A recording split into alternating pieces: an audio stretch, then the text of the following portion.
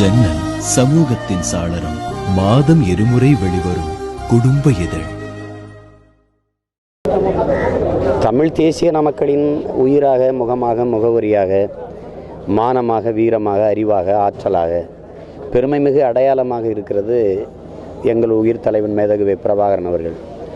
அவர்களுடைய 62வது பிறந்த நாள் இன்று.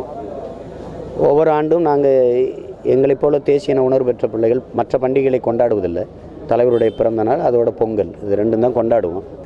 அப்போ இதுவரை இல்லாத நெருக்கடியை இந்த அரசு இந்த முறை இந்த காவல்துறை எங்களுக்கு தருது.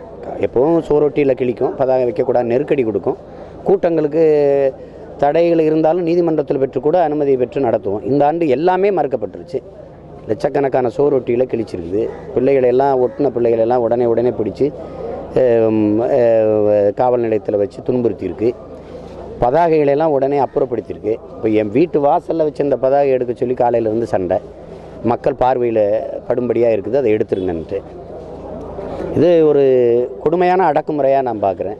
இதுக்கு முன்னாடி நெருக்கடி இருந்தது, இவ்வளோ கொடுமையாக இல்லை. இந்த நெருக்கடிகளையும் மீறி கடந்து நாங்கள் எழுந்து நிற்போம். அதுக்காக தான் எங்கள் முன்னோர்கள் இவ்வளவு உயிரை கொடுத்து ரத்தம் சிந்தி போராடி இவ்வளோ பெரிய ஒரு என்ன சொல்கிறது சர்வதேச அரசியலாக என் இன விடுதலை போராட்டத்தை நிறுத்தியிருக்கிறாங்க.